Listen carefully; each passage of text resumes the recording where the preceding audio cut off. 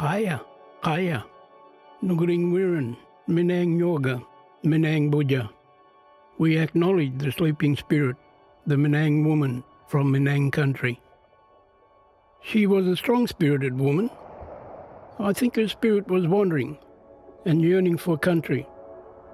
That's what my spirit was doing. Even though I'd been away from home for a long time, my heart and spirit were still connected to Noangrap, here in the great southern of Western Australia, where I grew up as a kid before I was taken away. Bessie Flowers is my ancestor. She was born in Albany in the mid-1800s, about 1849. A Menang girl brought up in the Hansfield Native Institution by a missionary from England, Anne Camfield. Only 18 years old, Bessie was sent away from Hansfield with 4 other young Noongar women.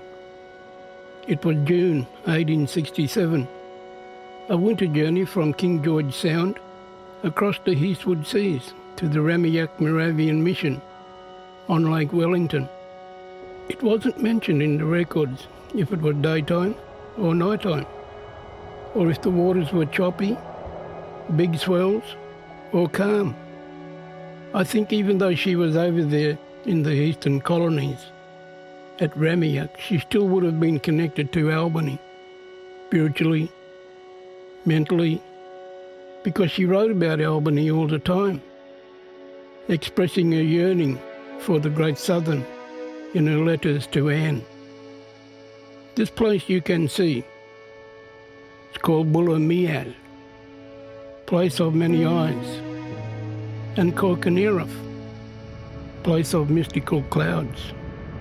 Simply because when you get the clouds rolling in over that particular region, people in the region know that there's been a death of someone who come from this place. And that's how people know. But also, it's a resting place for where we go into the afterlife, where our spirits go. That's why Bulamian, Bluffanol, its European name, is place of many eyes. It's a significant site for my people. I've come here with Bessie's descendants, Koori woman of her eldest daughter Magdalene. They've travelled here from their homes in East Gippsland, Victoria. This is their first time to Bessie's country, the place of her dreaming. Here in the Stirling Ranges, it could be blue skies 1 minute, and the next minute there is a blanket of cloud. Once we see clouds rolling in on the northern side of the ranges, it's usually followed by drizzling rain, like snowflakes. We call this drizzling rain churi, because we know that somebody close to us has passed on. That's why I told Bessie's great-granddaughters and womankin, let the wind pick up your prayers and carry the spirit of Bessie back to her rightful resting place with her ancestors. That's what I told them when they sat down before the old man. Can you see him in the rock, looking up to the sky? Follow the line of his forehead, nose, mouth, chin, and even a beard, returning her spirit home. That's what we were doing. I feel a strong connection to my grandfather's family, Clifford Flowers, when I hear the story of Bessie, but also a confusion and sadness. I am proud of what I have come to know about my ancestor, but confused because there wasn't any of this history spoken about within my family. I remember looking at the photograph of Bessie for the first time. I saw a girl who had humility, respect, and strength, the 3 main traits that I believe sustained her throughout her life from Menang country to Koori country. Straight away, there was no eye contact with the camera. She doesn't want to be there, but she's showing in her own Menang way respect for the photographer. Alfred Stone was his name, a legal man from England who painted with his camera life in the Swan River colony. The picture and the words in her letters made me think about Bessie's life of power, but also of loss, struggle, and separation from her family and her Noongar culture and country. Inside Ansfield, I could sense my ancestors' past.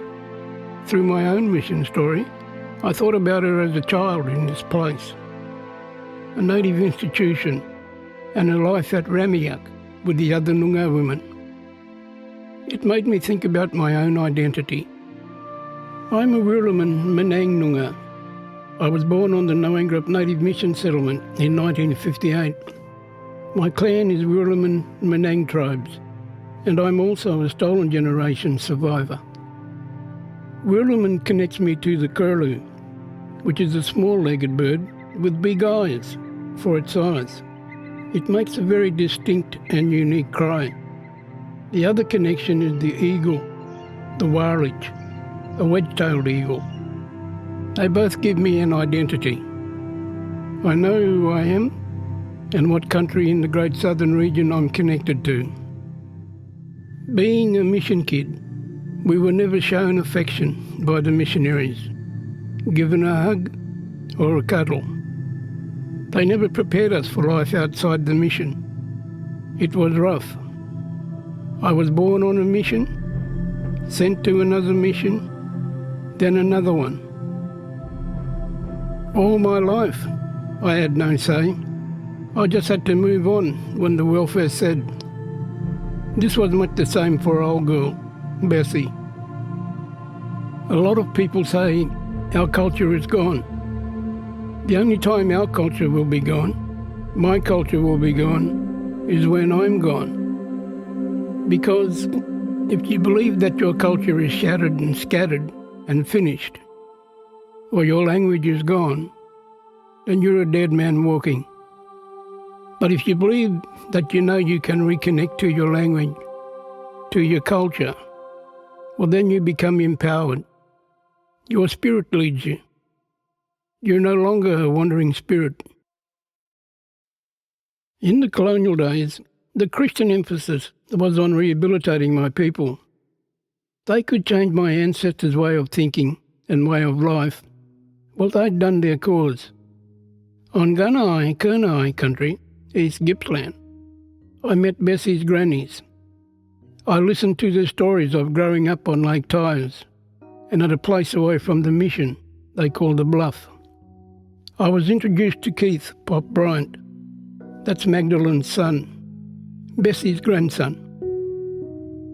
Pop and Nan were long gone, but with photos and stories, I felt like they were there amongst us.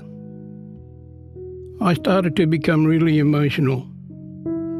Because when Bessie came over here, she was still longing and yearning for Albany. She felt homesick, just like I did when I was away from Noangrap and my family. When Bessie arrived at Ramiak, she was living in the missionary's house. Frederick Eigenauer was his name, a German. She was caring for his family, Louisa, his wife, and their children. But she missed Anne, Missy, she would call her, as well as the other Hansfield kids. Eigenauer was the boss man now. Old girl was never allowed to question his authority. He made her the mission school teacher for a while. Then a year or so after arriving at Ramiak, he married her to a fella, Donald Cameron, a Wadjabaluk man from Ebenezer, a mission in the northwest. Bessie and Donald worked in the mission orphanage. However, times were tough for old girl and old boy. They had to obey mission rules, and this didn't always sit well with Bessie. In early Ramiak days, Eigenauer praised her efforts as a teacher and her playing of the harmonium, the church piano. Later, he chastised her. Bessie would sign her letters to the protection authorities, your humble and obedient servant. But she buried 3 of her children young, and Donald, well, he had an affair with one of the Koori women at the mission, Bessie was hopeless with despair. They were sad times for my ancestor. All she wanted was a home for her family, a place to belong. The Remiyak cemetery looks bare, with only a single headstone amongst the old eucalypts. There's no marker for the children Bessie lost, or for the other Koori people from the mission. Closer to Lake Tyers at the Bairnsdale Cemetery, well, there's no headstone there for old girl. She died in 1895. In town she was, visiting her daughter Maggie, and only 46 years old. They wrote in the local newspapers the Remiyak families were moved to grief when they heard of her passing. And the cemetery records, they say that she was buried with her 9-year-old daughter, Ada. But we don't know where. There's no headstone, only dried grass and hardened earth. I believe if your spirit is strong, so are you. When your spirit is weak, well, you are weak. Once you lose your spirit, you lose everything. Your strength and hope, love. Bessie's story has connected me to my Koori family, and that's a powerful storyline. But we're only halfway there. The connection hadn't been done yet, the full circle. Kaya, Minang Budja. Kaya Maya, Minang Budja. We're in Maya. I use Noongar words to welcome Bessie's Koori descendants home to Minang country, home to their great-grandmother's country. The smoking protected their spirits. It gave them a passage through and into Minang country. And the beat sound and ochre, for us Noongars, our land is our art. It's how we connect with our ancestors. Because it wasn't until I'd gone back home to Noangrap and sat down talking with the old people, getting their stories and hearing them speak about the bush, that I learned who I was and where I belonged. My spirit was built up again. Here in Albany, the history of our ancestor was no longer a story written on paper. We were making a place for Bessie in our memories, making her part of our family story. Inside Anfield and St John's Church, I told Bessie's grannies, "You're not only here to make contact with your country and my family. Each of you brings a piece of old girl with you." Tears were flowing. Bessie was a strong-spirited woman who had been through all of what she went through, leaving home, settling down in another mission, thinking that she'd return to Albany, but never getting back here. This is why we travelled through her spirit country. I introduced Noongar places to Bessie's grannies. There we are. Can you see in the distance? What does that look like? See there? The Nugaring Yoga. What's Nugaring Yoga? Sleeping woman. The bush connects me to home and where I come from. If you mention Noangrap, I can see myself there.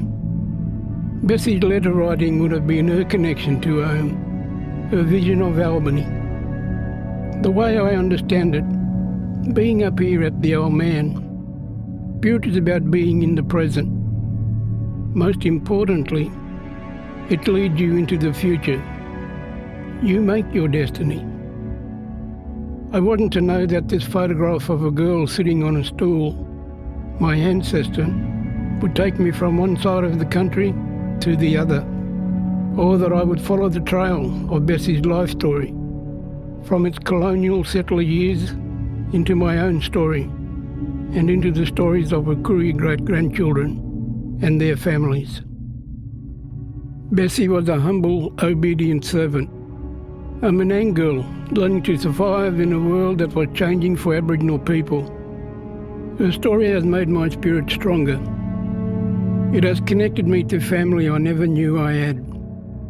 And now, all of us family finally know where she is resting. We can walk forward with one another and follow the path of Bessie, our Menang ancestor. Wandering spirit, where, oh, where can you be? I need you back inside of me to help me through my destiny. I'm lost, confused, and all alone. They have moved me far from home. My culture, confidence, and self-esteem is lost and destroyed, so it seems. Wandering spirit, values and beliefs bring healing. Culture and kinship embraces empowerment. Respect and recognition creates understanding. But with you in all of this, you have given me dignity, for now I have identity.